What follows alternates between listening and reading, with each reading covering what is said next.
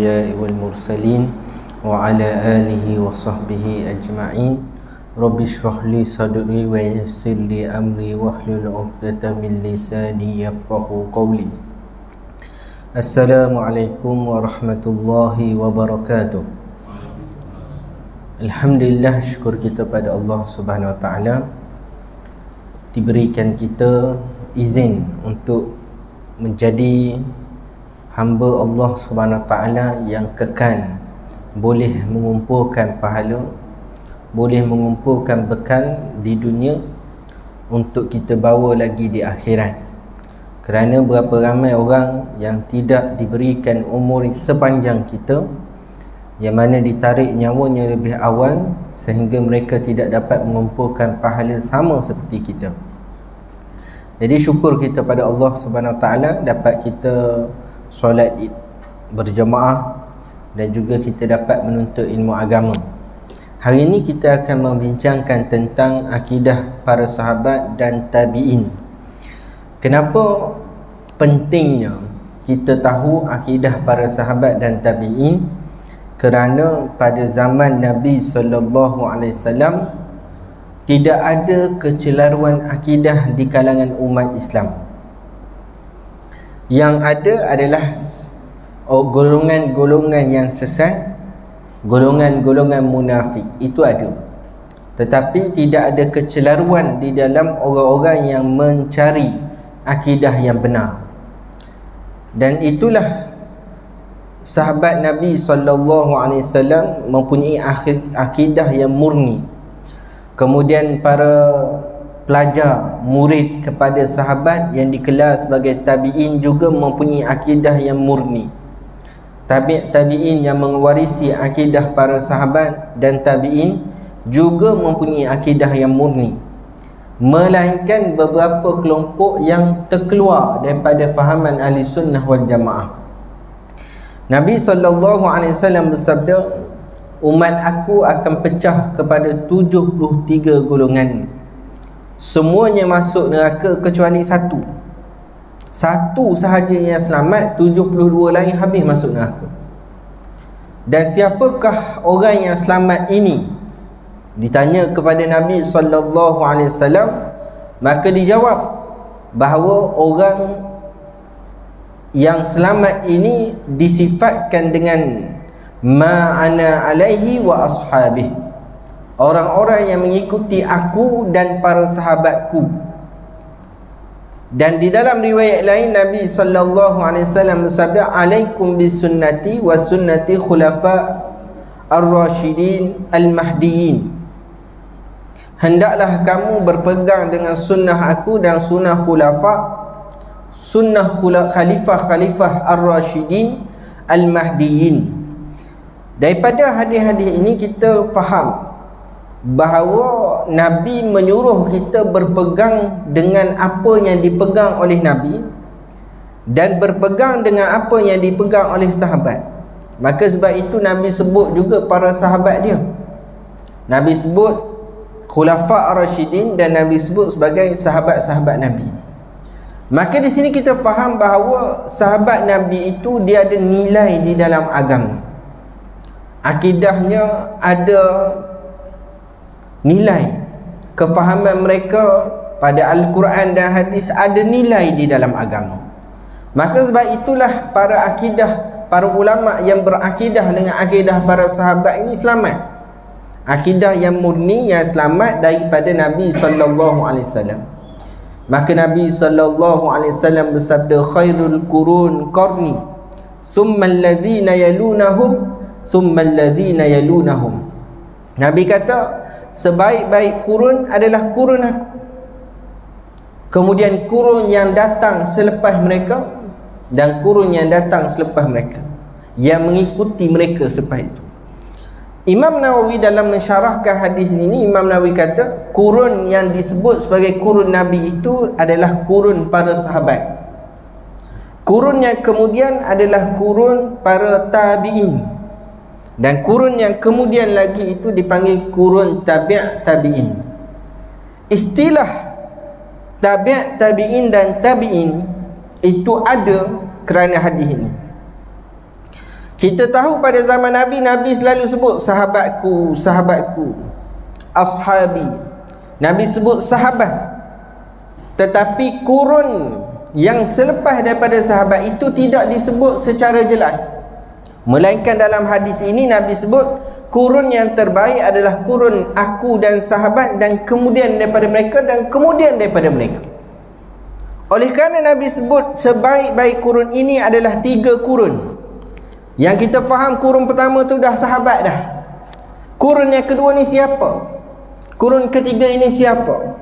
Maka sebab itu ada istilah tabi'in dan tabi' tabi'in. Tabi'in adalah anak murid sahabat, dia tak jumpa dengan Rasulullah.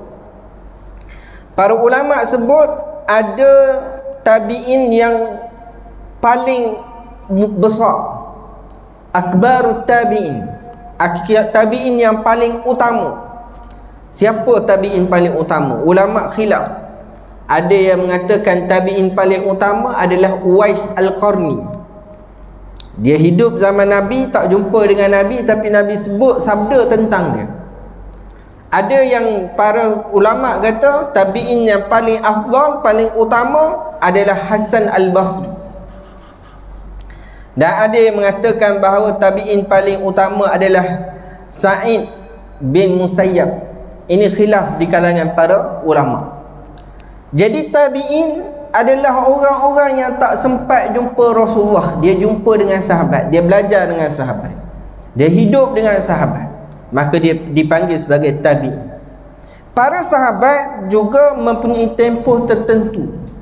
Lepas seorang meninggal dunia, sehinggalah di antara yang terakhir sekali meninggal adalah Anas bin Malik. Lepas meninggal para sahabat, tak ada dah sahabat. Generasi yang datang kemudian, ada yang tak pernah jumpa sahabat walaupun sahabat masih hidup. Ada yang tak jumpa langsung, memang dia lahir sahabat dah tak ada dah. Maka dia nak belajar dengan siapa? Dia belajar dengan tabi'in, iaitu anak murid sahabat. Di tempat tertentu, tempat dia tak ada sahabat, tapi kalau pergi ke tempat lain mungkin ada sahabat, tapi tempat dia tak ada sahabat. Contohnya di Iraq, di Kufah dan sebagainya, tak ada sahabat tempat dia. Maka dia belajar dengan orang yang pernah belajar dengan sahabat walaupun sahabat masih hidup. Maka sebab itu para ulama yang belajar dengan anak murid sahabat ini, dia ada istilah lain yang dipanggil sebagai tabi' tabi'in.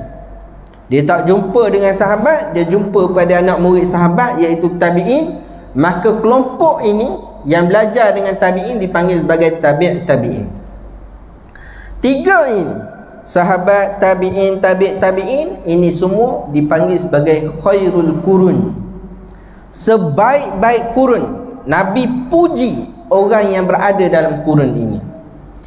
Tetapi bukan bermaksud tidak ada kesesatan berlaku di dalam kurun tersebut. Bukan. Ada. Syiah ada dalam 3 kurun itu. Khawarij ada dalam 3 kurun itu. Mu'tazilah muncul daripada 3 kurun itu. Bukan tidak ada, ada. Cumanya majoriti umat Islam mempunyai akidah yang selamat, kerana sesiapa sahaja yang keluar daripada jamaah muslimin, jamaah ulama muslimin, bila dia keluar daripada kelompok jamaah ulama muslimin, maka jelas dia tu orang sesat. Jelas, orang tak payah petikai dah, jelas dia keluar sesat. Seperti mana Wasil bin Atha, bila dia keluar majlis Hasan Al-Basri, dia keluar sahaja orang panggil dia Mu'tazilah, I'tizal. Dia keluar daripada, mengasingkan diri daripada majlis Hasan Al-Basri, orang gelar dia orang Mu'tazilah. Orang tak petikai dah, orang tak tertarik dah, sebab dia keluar daripada jamaah. Nabi sebut alaikum bil jamaah, hendaklah kamu bersama jamaah. Jamaah di sini jamaah akidah ahli sunnah wal jamaah. Sebab tu akidah ahli sunnah wal jamaah, di belakang tu ada jamaah, kerana Nabi suruh kita bersama dengan jamaah. Kalau ada jamaah tetapi tak membawa akidah ahli sunnah wal jamaah, maka hadis ini tak terpakai pada mereka. Dia ada kelompok dia. Dia ada kumpulan dia. Dia ada persatuan dia. Tetapi persatuan dia membawa ajaran Syiah. Persatuan dia ni membawa ajaran-ajaran menyeleweng, sesat. Maka dia tidak jamaah. Jamaah itu adalah kelompok umat Islam yang berpegang dengan akidah yang benar. Maka akidah mana yang benar? Itu disepakati akidah para sahabat. Para sahabat ini dia belajar akidah simple, mudah. Tak banyak perkara. Seperti mana di dalam Al-Quran dan hadis yang ada tentang akidah, maka itu mereka pegang. Mereka tak soal banyak. Contohnya bila Nabi SAW mula-mula dakwah. Sama Nabi dakwah secara sembunyi. Kemudian dakwah kepada ahli keluarga. Kemudian dakwah secara terang-terangan. Ketika Nabi dakwah di Mekah, maka banyaknya Nabi ajar akidah. Bayangkan ketika di Mekah itu orang duduk sembah berhala, banyak berhala. Ratusan berhala yang ada di Mekah. Di Kaabah 360 berhala yang ada di Kaabah. Tetapi Nabi ajar akidah Allah itu esa, tidak ada bilangan. Sedangkan orang duk sembah banyak Tuhan, dia tak banyak soal, dia beriman sahaja. Ketika mana orang beriman, orang yang musyrikin, dia yakin bahawa berhala-berhala ini Tuhan. Ada kepala, ada kaki, ada lelaki, ada perempuan, ada besar, ada kecil, macam-macam. Maka Nabi ajar sembah kepada Allah yang tak nampak. Orang terus beriman. Ini akidah sahabat. Beriman dengan apa yang ada dalam Al-Quran dan hadis, yang mana mestilah ia itu qat'i dilalah, jelas maknanya, jelas maksud kefahamannya, tidak dicelarukan, tidak dikelirukan. Maka sebab itu para sahabat mudah, apa yang ada dalam Al-Quran dia pegang. Cuma ada sedikit di kalangan para sahabat khilaf, sikit je khilaf. Khilaf di dalam isu, contohnya ketika Nabi Mi'raj, adakah Nabi melihat Allah ataupun tidak? Sayyidina Ibnu Abbas radhiyallahu anhuma mengatakan bahawa Nabi melihat Allah dengan hatinya. Bukan dengan mata, tapi dengan hati. Ada riwayat dengan hati. Jadi ketika mana ada orang tanya kepada Sayyidatina Aisyah radhiyallahu anha, "Wahai Aisyah, adakah Nabi Muhammad itu melihat Allah ketika Mi'raj?" Maka Siti Aisyah kata, merinding, bulu roma aku ni tegak bila kamu tanya soalan begitu. Maka dia kata, ketahuilah, sekiranya orang mengatakan bahawa Nabi Muhammad itu melihat Allah ketika Mi'raj, dia berdusta. Siti Aisyah kata tak melihat Allah. Ibnu Abbas kata melihat Allah. Maka di sini dia ada khilaf di kalangan para sahabat. Dia khilaf apa? Khilaf dari sudut riwayat. Kerana Siti Aisyah dia tidak diberitahu, mungkin kata ulama tidak diberitahu, Nabi tak cerita. Dan di dalam riwayat sebut,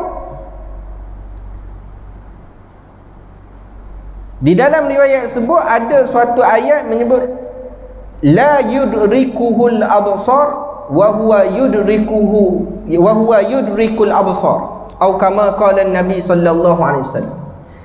Allah Subhanahu wa taala itu tak boleh didapati dengan penglihatan manusia, tetapi Allah lah yang melihat segala orang yang melihat. Dalam ayat ini para ulama di kalangan sahabat berpegang dengannya, mengatakan bahawa tak boleh lihat Allah. Kerana di dalam ayat ini sebut bahawa mata-mata itu tak boleh melihat Allah, yang melihat adalah Allah. Jadi di situ ulama berpegang, di kalangan sahabat berpegang dengan ayat tersebut, dan tidak ada hadis yang sampai kepada Sayyidatina Aisyah dan beberapa sahabat lain tak sampai, maka dia nafi. Tetapi Ibnu Abbas dia kata Nabi lihat, kerana boleh jadi diceritakan kepada dia dan sampai riwayat kepada dia, maka dia kata boleh dilihat. Nabi lihat di Mi'raj ketika peristiwa Isra daripada Mekah ke Palestin, daripada Palestin ke Sidratul Muntaha, itu dipanggil Mi'raj. Jadi Mi'raj itu ketika naik ke Sidratul Muntaha nak mendapatkan kefarduan solat, maka Nabi melihat Allah. Di sini beza pula, adakah Nabi melihat dengan mata kepala ataupun Nabi melihat dengan hati. Lagi beza di kalangan para ulama mengatakan adakah Nabi melihat zat Allah ataupun Nabi melihat cahaya. Cahaya ini adalah salah satu lapisan hijab yang menghijab Allah Ta'ala ini. Ada cahaya, ada lapisan kegelapan. Jadi yang dikatakan Nabi melihat cahaya, cahaya hijab, bukan cahaya Allah. Dan cahaya ini juga disebutkan oleh para ulama ketika mana Nabi Musa AS minta, "Ya Allah, aku nak lihat engkau." Allah kata, "Kamu tak mampu lihat aku." Kata, "Nak juga supaya kuat keimanan ni." Maka Allah Ta'ala kata, "Kamu tengok kepada bukit." Allah Ta'ala buka hijab, bukan buka dirinya, bukan tajalla zat, bukan menzahirkan zatnya, tetapi membuka hijab. Bila buka hijab itu cahaya hijab, bukan cahaya Allah. Cahaya hijab itu yang terbuka kena pada bukit gunung, habis pecah, habis meletup. Maka pensan Nabi Musa alaihissalam. Jadi kita kena faham, apabila sebut cahaya, bukan cahaya Allah, kerana cahaya itu makhluk. Yang disebut cahaya di sini hijab. Maka sebab itu ulama berbeza pandangan. Bukan kita kata ulama ni sengaja nak menyalahi hadis, tak. Tetapi di kalangan para sahabat sendiri berbeza. Maka para ulama berbeza. Adakah Nabi melihat Allah ataupun Nabi tidak melihat Allah ketika Mi'raj? Kalau Nabi melihat Allah, adakah Nabi melihat itu maknanya Allah Ta'ala ada di depan? Sebab itu di dalam hadis riwayat Tirmizi menyebut Nabi melihat dengan hati. Itu kata para ulama kerana apa? Bukan dengan mata, bukan duduk depan kita, bukan. Tetapi hati Nabi itu diberikan, direzekikan, dibuka hijab, boleh melihat Allah. Dan kata para ulama, apabila disebut Nabi Musa itu kalimullah, orang yang bercakap dengan Allah. Nabi Ibrahim itu Khalilullah, kekasih yang rapat dengan Allah Ta'ala. Maka Nabi Muhammad itu mendapat lebih daripada semua itu, iaitu ru'yah, melihat kepada Allah Subhanahu Wa Ta'ala. Jadi inilah akidah yang berbeza di kalangan para sahabat, yang kemudiannya akan menyebabkan para ulama kemudian juga berbeza. Tetapi para sahabat mudah. Yang mana bersama dengan Siti Aisyah, maka mereka kata tak boleh. Yang bersama dengan Ibnu Abbas, maka mereka kata boleh dilihat. Cukup begitu, tak bergaduh banyak. Kerana akidah para sahabat ini, mereka telah diterapkan akidah ini sejak di Mekah lagi. Sebab itu kalau kita buka Al-Quran, kita nak tahu ayat surah yang manakah menerangkan dan yang diturunkan di Mekah atau Madinah. Istilahnya surah Makkiyah ataupun surah Madaniyah. Surah yang manakah diturunkan sebelum hijrah dan surah yang diturunkan selepas hijrah. Dia tengok, kita tengok surah Al-Fatihah, surah apa? Makkiyah ke Madaniyah. Nak tahu, antara kata para ulama paling mudah kita nak tahu surah itu surah Makkiyah adalah surah Makkiyah itu banyak cerita tentang akidah. Surah Makkiyah itu banyak cerita tentang akhlak. Kerana di Mekah banyak diturunkan tentang akidah dan akhlak. Itulah penerapan yang dibuat oleh Nabi SAW. Kemudian apabila pergi ke Madinah ataupun hampir sahaja hijrah, Nabi dapat kepaduan solat. Kemudian bila pergi ke Madinah, maka kepaduan tentang hukum hakam telah turun banyak sekali di Madinah. Maka banyak hukum hakam itu diterangkan di dalam surah-surah Madaniyah, surah-surah yang diturunkan selepas hijrah. Sebab itu kita nak buat contoh lah. Surah Al-Baqarah Makiyah ke Madaniyah? Surah Al-Baqarah Madaniyah kan?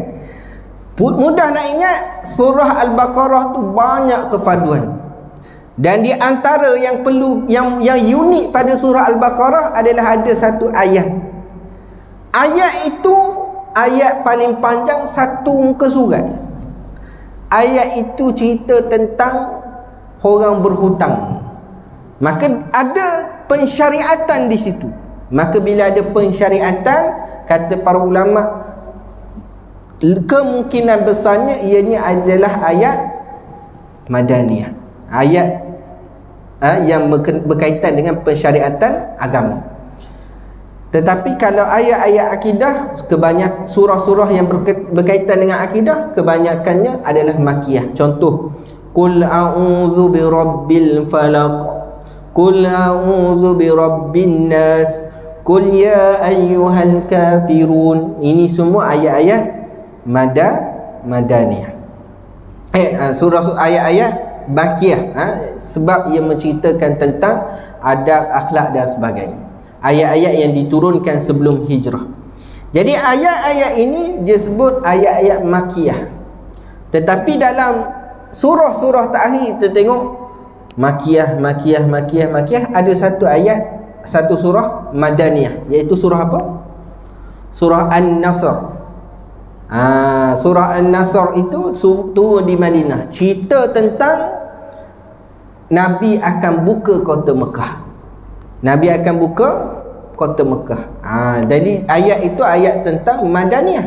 Jadi sebab itu kalau orang yang faham ayat al-bahasa Arab, faham bacaan Al-Quran, dia boleh tahu ni surah Makiyah ataupun Madaniyah. Cuma yang saya nak sebut adalah tentang surah Al-Ikhlas. Surah Al-Ikhlas. Kalau kita perhati surah Al-Falaq, perkataan Al-Falaq ada dalam surah ni. Surah An-Nas, perkataan An-Nas ada dalam surah. Surah Qul ya ayyuhal kafirun, surah Al-Kafirun ada Al-Kafirun dalam. Surah Al-Baqarah ada cerita tentang Baqarah. Tetapi surah Al-Ikhlas tidak ada Al-Ikhlas. Sebab itu surah Al-Ikhlas ni dia betul ikhlas, sebab dalam surah tu tak ada pun ikhlas. Tak ada sebut pun Al-Ikhlas. Dia punya ikhlasnya. Maka para ulama sebut surah ini adalah surah Al-Ikhlas. Dan apa makna surah Al-Ikhlas? Surah Al-Ikhlas di dalam nama lainnya surah Tauhid, surah mengesakan Allah Ta'ala. Para ulama tafsir berbincang, adakah surah Al-Ikhlas ini surah Madaniyah ataupun surah Makiyah? Kenapa? Kerana asbabul wurud dia, sebab asbabun nuzul dia, sebab turunnya ayat ini apabila orang kafir tanya, wahai Muhammad, cuba kamu cerita, cuba kamu sifatkan Tuhan kamu. Maka kafir itu disebut sebagai kafir yang ada di Madinah. Ada di dalam riwayat lain tak sebut kafir mana. Maka ulama kata kalau kafir Madinah itu tentera Ahzab, kaum Ahzab, Yahudi dan golongan musyrikin yang ada di Madinah yang nak menentang Nabi. Maka dia suruh Nabi Muhammad cerita tentang Tuhan kami. Tapi para ulama ada yang mengatakan surah ini surah Makiyah, bukan Madaniyah. Pasal apa? Kerana ayat yang diceritakan dalam ini adalah ayat-ayat akidah. Qul huwallahu ahad, katakanlah Allah, dia itu Allah yang esa. Dan boleh kita kaitkan dengan kisah Bilal bin Rabah. Ketika mana Bilal bin Rabah diseksa, diletakkan batu yang besar. Batu itu disebutkan oleh para sejarawan diangkat oleh beberapa orang. Batu punya besar, tak boleh angkat seorang, diangkat oleh beberapa orang, letak atas satu orang, Bilal bin Rabah. Maka Bilal bin Rabah ketika itu dia menyebut apa? Ahad, ahad, ahad. Macam mana Bilal ni sebut ahad? Kerana kata para ulama telah diajarkan kepada Bilal Qul huwallahu ahad. Ketika mana disebut dalam Qul huwallahu ahad, katakanlah huwa, dia, Allah ahad. Katakanlah dia Allah itu ahad, tunggal. Maka Bilal bin Rabah ketika diseksa, dia Qul, dia mengatakan ahad, ahad, ahad. Maka sebab itu para ulama mengatakan surah Al-Ikhlas ini adalah surah Makiyah. Dah panjang lagi perbahasan ulama, cuma saya ambil poin yang menarik sahaja. Tetapi yang saya nak sebut, akidah para sahabat dan tabi'in, ketika mana orang musyrikin, orang-orang kafir tanya, wahai Muhammad, cerita tentang Tuhan kamu, sifatkan Tuhan kamu. Maka ketika itu Nabi Muhammad tak jawab, Nabi Muhammad diam. Sehinggalah diturunkan surah Al-Ikhlas ini. Maka Nabi Muhammad baca Qul huwallahu ahad, Allahus samad, lam yalid wa lam yulad wa lam yakul lahu kufuwan ahad. Ayat ini menceritakan tentang Allah yang totally 100% menafikan berhala. Kenapa? Ayat pertama, Qul huwallahu ahad, Allah itu tunggal. Orang musyrikin dia sembah 360 berhala. Tetapi Islam mengatakan bahawa Allah Ta'ala itu tunggal. Orang musyrikin kata Tuhan itu banyak, maka dia menafikan musyrikin. Kemudian Allahus samad, Allah lah tempat minta tolong, Allah lah tempat kita tumpukan hajat, Allah lah tempat kita bergantung harap. Tetapi musyrikin Mekah bergantung harap dengan berhala, bergantung harap dengan sial, bergantung harap dengan petunjuk. Kalau dia nak pergi musafir, dia akan panah. Dia akan panah, tengok panah tu pergi ke mana. Kalau dia nak musafir, dia akan tengok burung tu terbang ke mana. Itu orang musyrikin. Maka Allahus samad, jangan bergantung pada lain, bergantung pada Allah. Lam yalid wa lam yulad, Allah Ta'ala tidak beranak, walam yulad, dan tidak diperanakkan. Kalau tengok ajaran berhala, ada anak-anak Tuhan, ada saudara-saudara Tuhan, ada mak pak Tuhan. Maka ajaran-ajaran ini dinafikan dengan ayat yang ketiga dalam surah Al-Ikhlas, lam yalid wa lam yulad. Allah itu tidak beranak dan tidak diperanakkan.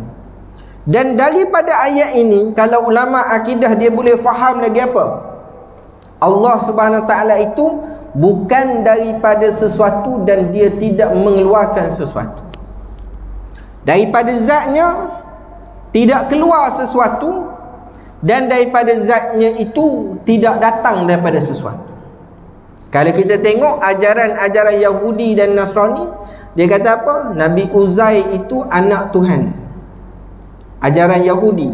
Nasrani kata Nabi Isa itu anak Tuhan.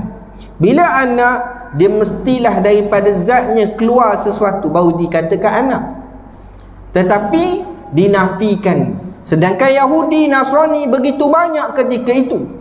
Yahudi, Nasrani, orang-orang yang menyembah berhala banyak. Mereka kata Tuhan itu ada anak, Tuhan itu diperanakkan dan sebagainya. Maka akidah kita kata lam yalid wa lam yulad, Allah tak beranak dan tidak diperanakkan. Allah tidak datang, tidak mengeluarkan sesuatu dan tidak datang daripada sesuatu. Ini akidahnya.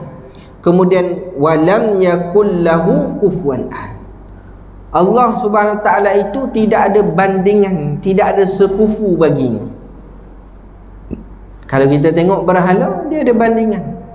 Tuhan yang bagi hujan, Tuhan yang angkat bala, Tuhan yang bagi rezeki, Tuhan yang untuk dapat anak, Tuhan untuk dapat jodoh, macam-macam. Maka akidah kita kata Allah lah segala-galanya. Tidak ada sekufu bagi Allah, tidak ada bandingan bagi Allah, tidak ada yang sama dengan Allah Subhanahu Wa Ta'ala. Maka akidah inilah yang Nabi ajar kepada para sahabat, dan sahabat pegang tanpa banyak soal. Sahabat tak soal lagi macam mana begitu begini, tak. Nah, sahabat pegang. Maka sebab itu kalau orang yang berpegang dengan akidah daripada surah Al-Ikhlas ini, maka baru betul akidah. Sebab itu kata para ulama, kenapa surah Al-Ikhlas dinamakan Al-Ikhlas? Kerana Al-Ikhlas daripada perkataan khalasa, murni, kosong, tulen. Bila kata Al-Ikhlas, tulen, kosong daripada campuran kekotoran akidah-akidah musyrikin, akidah-akidah yang menyamakan Allah Ta'ala dengan makhluk, akidah-akidah kaum penyembah berhala. Maka inilah akidah yang murni, akidah yang tidak dicemari dengan sifat-sifat makhluk. Sebab itu dinamakan surah Al-Ikhlas. Bila kita kata Allah Subhanahu Ta'ala tunggal, tidak ada lain daripada Allah Ta'ala.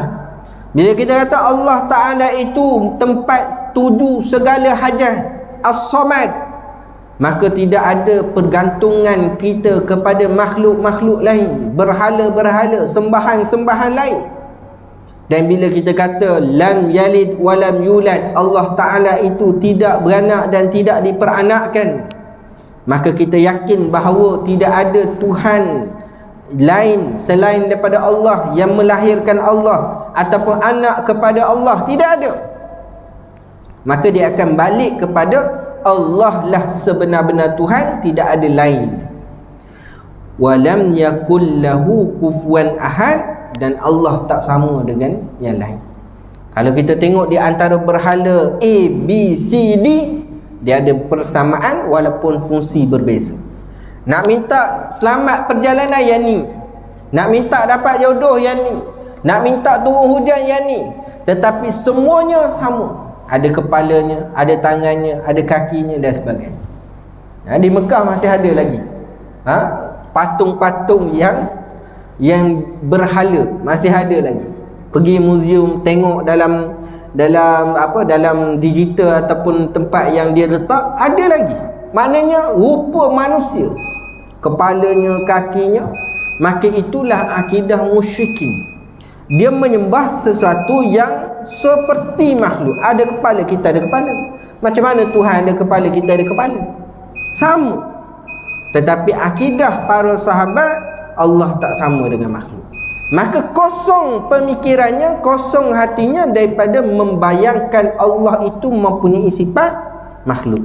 Maka inilah akidah para sahabat dan para tabi'in yang murni daripada perkara-perkara yang merosakkan akidah. Wallahu a'lam. Kita sambung pada bulan hadapan, pada 2 minggu lagi insya-Allah. Wabillahi taufiq wa hidayah. Assalamualaikum warahmatullahi wabarakatuh.